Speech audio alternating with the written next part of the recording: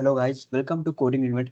Guys, इस video में हम देखेंगे आज सी शार्प का बहुत ही इंपॉर्टेंट टॉपिक जो कि मेथड एंड फंक्शंस है। तो ये क्या होता है मेथड एंड फंक्शंस? तो बेसिकली हम यूज़ करते हैं, लेकिन हम कंसेप्ट अगर नहीं जानेंगे तो शायद बड़े प्रोग्राम तक नहीं पहुंच पाएंगे। तो सबसे पहले देखिए, इसका इंट्रोडक्शन देख लेते हैं क्या है।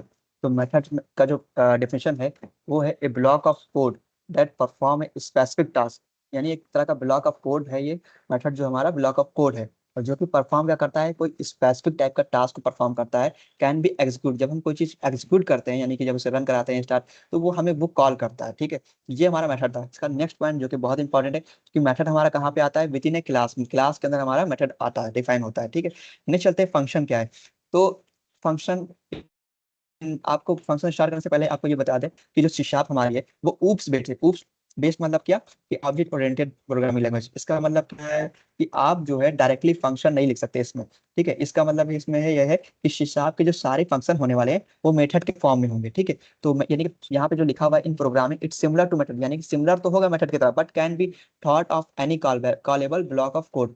और in C sharp all function method, जैसे हमने बताया कि पार्ट ऑफ क्लास, इसके पार्ट के क्लास होंगे। ठीक है, अब मेनली हमारा रीजन क्या होता है, पर्पस क्या होता है मेथड बनाने का। तो इसका यूज यही होता है, कोड को रियूज बनाता है, मॉड्यूलर प्रोग्रामिंग बनाता है, और सिंप्लीफिकेशन ऑफ कॉम्प्लेक्स लॉजिक। तो कोड को रियूज बना दे रहा है, दोबारा यूज कर सकते हैं, मॉड्यूलर प्रोग्रामिंग कर सकते हैं। ठीक है, और हम सिंप्लीफिकेशन ऑफ कॉम्प्लेक्स लॉजिक करा सकते हैं, यानी हम सिंप्लीफाई कर सकते हैं जो कॉम्प्लेक्स लॉजिक टाइप के होते हैं। अब हम इसका स्ट्रक्चर देख लेते हैं कैसा होता है। तो पहला है हमारा एक्सेस मॉडिफायर, जो कि एक्सेस मॉडिफायर आप समझ सकते हैं कि हमारे जिसमें एक्सेस करने का, यानी पब्लिक प्राइवेट। आगे हम समझेंगे कैसे। रिटर्न टाइप क्या है, यानी कोई रिटर्न टाइप करा रही। मेथड का नेम क्या है, कोई मेथड का नेम, जैसे कि हम उसमें डिफाइन करते हैं मेथड का नेम। तो मेथड का नेम अपने अकॉर्डिंग डिफाइन कर सकते हैं, और किस टाइप का लेंगे हम देखेंगे। पैरामीटर, हम उसे पैरामीटर पास करते हैं। कुछ इस तरीके का स्ट्रक्चर होता है कोड ब्लॉक। तो अभी हम आगे देखते हैं इसका जो हमने कंपोनेंट देखा। एक्सेस मॉडिफायर क्या था, जैसे डिफाइन करता था एक्सेस लेवल का, जो कि हमारा पब्लिक प्राइवेट प्रोटेक्टेड। ठीक है, अब हम चलते हैं रिटर्न टाइप। रिटर्न टाइप क्या था, data type return by the method. ये डाटा टाइप ऐसा था जो रिटर्न करता था मेथड को। एग्जाम्पल के तौर पर इंटीजर या वाइड, वो हमारे रिटर्न करने का काम रिटर्न टाइप के हेल्प से होता है। अब चलते हैं मेथड के नेम पे। मेथड का नेम कैसा होना चाहिए, एक यूनिक नेम होना चाहिए, यानी कि यूनिक टाइप का, ऐसा नहीं कि किसी और का लग गया। यूनिक टाइप का नेम होना चाहिए टू आइडेंटिफाई, जो आइडेंटिफाई करे कि हाँ ये मेथड है। और मैं आपको मतलब एज ए रियल लाइफ बताएं, जैसे आप सम का बना रहे हैं, तो सम के टाइप आप ऐड नंबर बना सकते हैं। ऐड यानी कि कुछ ऐसा कि लगे कि हाँ उसी से रिप्रेजेंटेड, जो कि प्रोग्राम को आपको इजिली रीडेबल होगा, समझ में आ जाए कि हमारा मेथड क्या वर्क करने वाला है एक्चुअली। ठीक है, ताकि हमारा इजी हो जाता है। तो इस तरीके से आप आइडेंटिफाई मेथड बना सकते हैं। ठीक है, तो कुछ ऐसा मेथड का नेम रख सकते हैं। अब चलते हैं पैरामीटर की तरफ। पैरामीटर क्या है, ऑप्शनल है value pass to the method. यानी मेथड के अंदर हम जो वैल्यू पास करते हैं, या तो ऑप्शनल वैल्यू या कोई भी, तो उसमें पैरामीटर वही होता है। कोड ब्लॉक, कोड ब्लॉक आपने देखा होगा, उसमें हम स्टेटमेंट को डिफाइन करते हैं, यानी कि जो स्टेटमेंट हमारी कुछ भी होगी, यानी मेथड क्या करने वाला है, क्या करता है, तो हम उसको डिफाइन करते हैं उसको कोड ब्लॉक के अंदर। ठीक है, अब हम आते हैं कि मेथड हमारे कितने प्रकार के होते हैं। जैसे कि हमारा वाइड मेथड हो गया। वाइड मेथड क्या है, जो नो रिटर्न वैल्यू पास करे।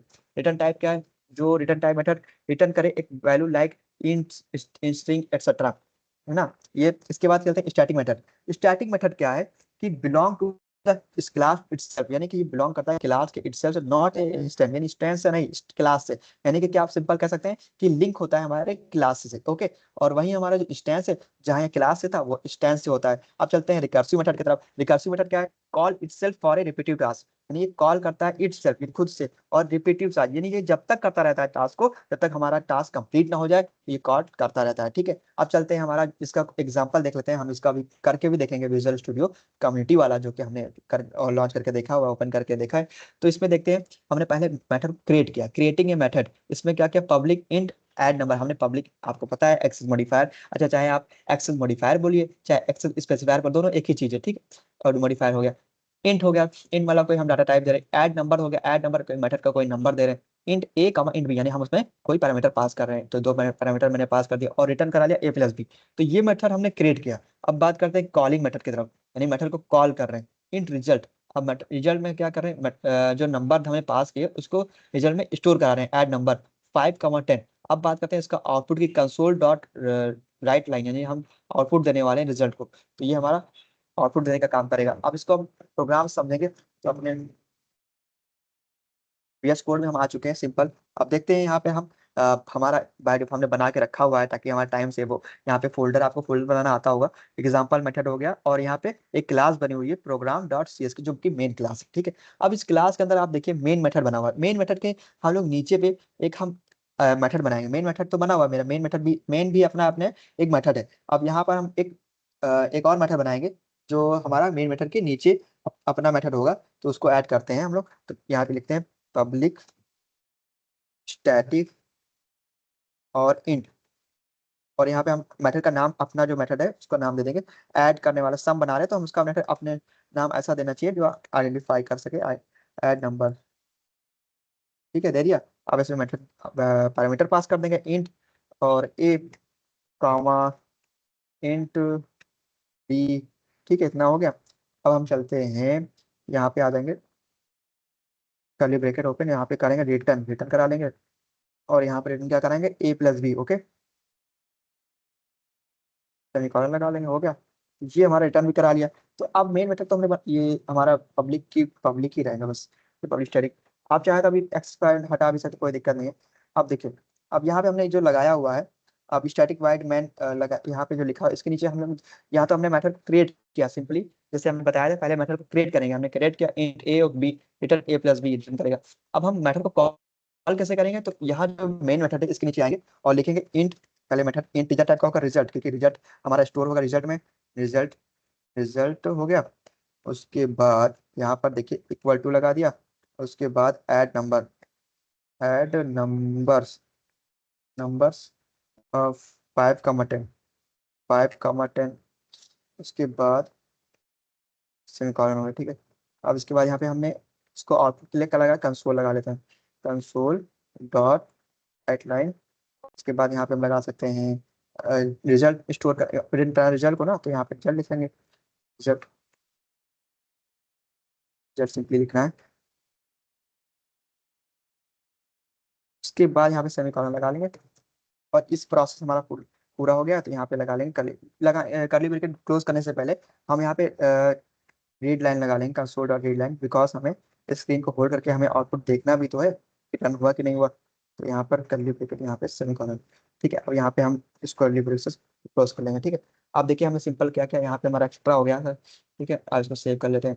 तो देखिए सिंपल हमने पहले क्रिएट मेथड किया, देन हमने फिर क्या किया, उसमें से एक मेथड को कॉल किया। कैसे कॉल किया, पहले तो इंटीजर टाइप का रिजल्ट में स्टोर कराया ऐड नंबर 5, 10, और यहाँ पे आउटपुट दे दिया और यहाँ पर रीड हो रहा है। ठीक है, इतना सिंपल सब ये था मेथड। मैंने अभी सिंपल सा लिया है, लेकिन इसमें बहुत सारे पैरामीटर भी देख सकते हैं आप, ले सकते हैं अदरवाइज। तो ठीक है, अब यहाँ पे आप कह रहे थे पब्लिक लगा भी सकते हैं, कोई ऐसा इशू नहीं है।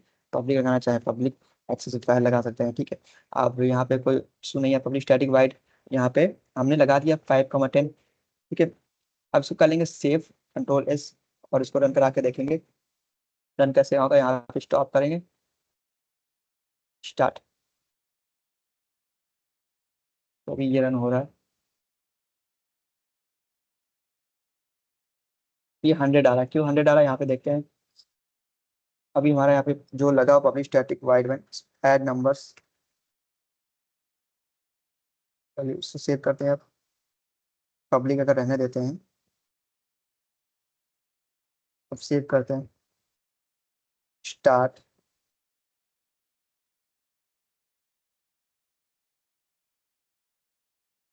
15 आ रहा है, तो अभी 15 आ रहा है क्योंकि हमारा आउटपुट रन हो रहा है, 10 + 5 15 हो रहा है। लेकिन अब पब्लिक क्या था, एक्सेसिफायर था, पब्लिक अब लगा सकते हैं, ऐसा कोई इशू नहीं है। और यहाँ पे अगर हम 100 करना चाहें, 50 + 50 कर लिया, 50 + 10 लगा लेंगे, 60 आ जाएगा, और कोई ऐसा इशू नहीं आएगा। तो बस सिंपल सा ये प्रोग्राम को यहाँ पे कर लेंगे, यहाँ से इसको ऊपर ले आएंगे और यहाँ पे पब्लिक लगा लेंगे, कोई वो इशू नहीं। ये तो एक्सेस फायर होता है, कोई ऐसा इशू नहीं, कंट्रोल S कर लेंगे और इसको आप रन करा के देखेंगे 360 हो रहा है, रन हो रहा है कि नहीं हो रहा। तो इस तरीके से आप अपने प्रोग्राम को रन कर सकते हैं। हमने सिंपल मेथड का यूज किया है, जो कि सिंपल मेथड कैसे, ऐड नंबर नाम से मेथड का नेम बनाया, पैरामीटर पास किया, पहले तो मेथड को क्रिएट किया, पहला स्टेप मेथड को क्रिएट किया, देन सेकंड स्टेप क्या था, मेथड को हमने कॉल किया। तो ये आप करके आप मेथड को कर सकते हैं। ठीक है, तो ये हो गई बात मेथड की। तो आई होप ऐसे छोटे छोटे टॉपिक्स को हम क्लियर करेंगे। तो आपके बेस्ट प्रैक्टिस के लिए बता दें कि आप इसको देख सकते हैं, कुछ पॉइंट मैंने लिखे हैं कि मेथड मेथड को आप रख सकते हैं small and focus single task पे रख सकते हैं, एंड यूज डिस्क्रिप्टिव नेम्स रख सकते हैं, अवॉइड कर सकते हैं अननेसेसरी पैरामीटर से। ठीक है। राइट रियूजेबल यानी आप जो ऐसा कोड लिखे जो रियूजेबल हो, दोबारा यूज करने लायक हो, और टेस्टेबल मेथड को यूज करिए। ठीक है। और डॉक्यूमेंट आपका जो मेथड हो, पर्पस होना चाहिए आपका, जो पैरामीटर होना चाहिए डॉक्यूमेंट वाइज होना चाहिए। डॉक्यूमेंट का जो मेथड है पर्पस एंड पैरामीटर होना चाहिए, उसका पैरामीटर।